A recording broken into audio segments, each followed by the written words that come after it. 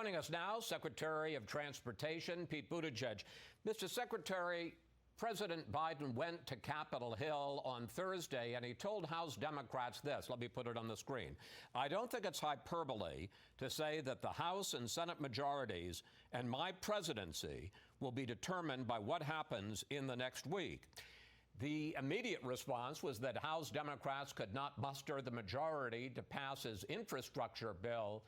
Can you guarantee that House Democrats, again, it's just your party, will pass either of these bills this week? And there's talk right now that they may try to pass both on Tuesday.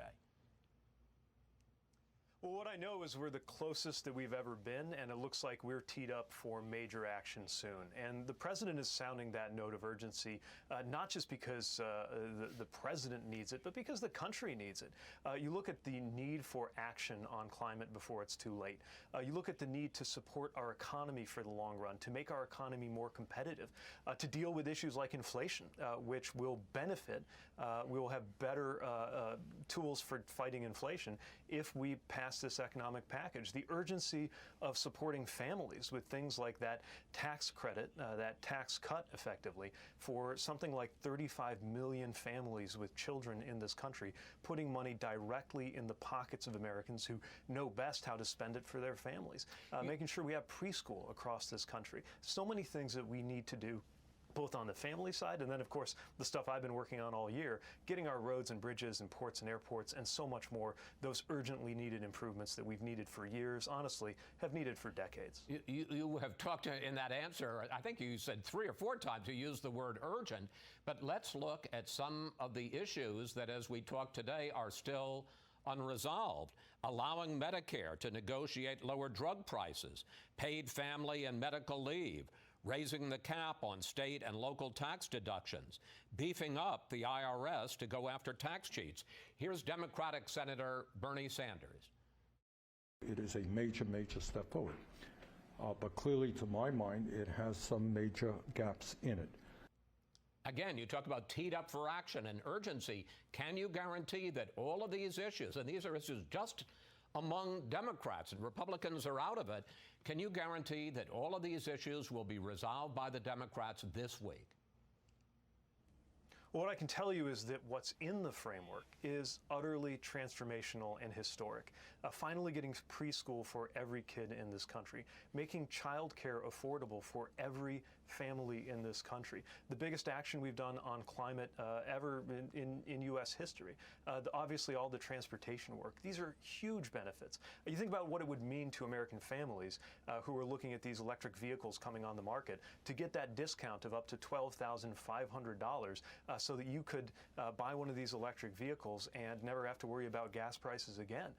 These are real concrete things for the American people, and taken together, just the framework that's been put forward would represent one of the biggest achievements in my lifetime for really any member of the House, the Senate, any president will be proud of that. Is there more that we could be working on, more that we hope to do? Of course there is, and we'll keep fighting for it. But what we have on the table right this minute in this framework is historic. It's good policy. And of course, good policy is good politics. You're a good spokesman for the administration, but you didn't answer my question, so I'm going to assume the answer is no, you can't guarantee the Democrats are going to pass one, let alone both bills this week. Well, again, we're the closest we've ever been. I don't speak for members of the House or the Senate, but I can tell you this administration is ready to go, and I can tell you the president put forward this framework with this particular shape because he is confident that it can get through the House and the Senate, and that's after engaging members of all corners of our Democratic Party, not to mention an awful lot of Republicans, over the course of a year. There's been so much back and forth, there's been so much give and take, and what we've arrived at, it's not perfect, it's not what everybody wanted, but it is enormously important, beneficial, good for the American people, and that's why we think it will and must pass. Critics say that instead of focusing on these issues, that the president and Democrats in the House and Senate should be focusing on the issues that Americans care about most. You mentioned one of them in your first answer, and that's inflation. Gas prices have jumped from $2.14 a gallon a year ago to $3.41 now. Natural gas prices have more than doubled. And Mr. Secretary, in September, consumer prices rose at the fastest pace in 30 years. So instead of, I'm not denying or denigrating some of these social policies, but that's what Americans are most concerned about is inflation. I'm so glad you raised this, Chris. This is extremely important. This bill will fight inflation. The reason this bill will fight inflation, among other things, is that we have a drag on our economy in labor supply because a lot of parents aren't going back to work because they can't find childcare. Now, you're going to see some politicians, maybe even on this program, saying that up is down and black is white, and somehow saying the opposite. But let me be clear. This bill will fight inflation. And when I say that, that's not just me as a representative. Hold on, this is very important, Chris. 17 Nobel Prize-winning economists have signed a letter talking about how the president's pro-family policies in this package will help fight inflation.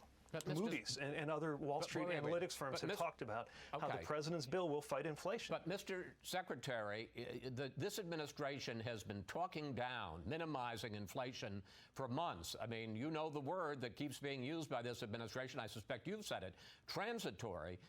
The fact is it isn't transitory. You want to talk about experts. The former Secretary of the Treasury under Bill Clinton, former top economic advisor to Barack Obama, Larry Summers, has been talking about inflation for months.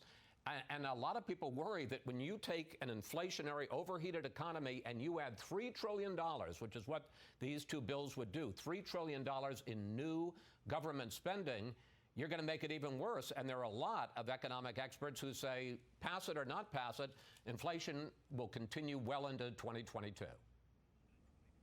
Yeah, so let's break this down, okay? There's long-term and short-term. That's definitely true. Now, as I said, 17 Nobel Prize-winning economists are among those who have talked about how doing things to allow Americans to get back to work, putting money in their pockets, but also just making childcare more affordable is going to help with inflation in the long run. Now, you're right. There's those short-term transitory inflation efforts, the ones that we're already seeing slowing down a little bit, but we're very mindful of course, because that's impacting Americans. That, of course, is a consequence of the economic effects of the pandemic. Look, there are so many things that are still happening in our economy.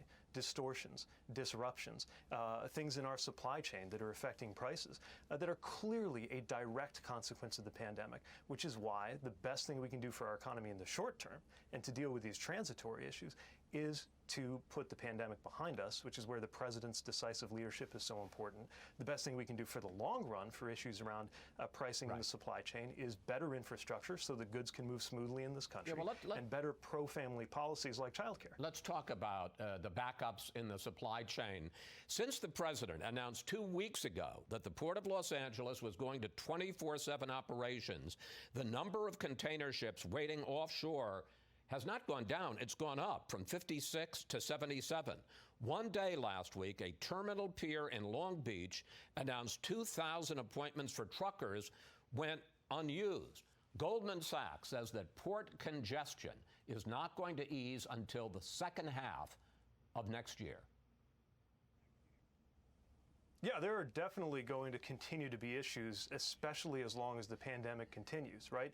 If you have, for example, the third largest container port in the world in China shutting down because of a COVID outbreak in late summer, you'll feel that in the fall here on the West Coast. Now, we're taking the actions that we know we can as an honest broker in the administration. Phenomenal work by our ports envoy, working with different players to get the gates of the ports open longer, to work with the truckers, the rail players. We're seeing expanded hours. All of that's good.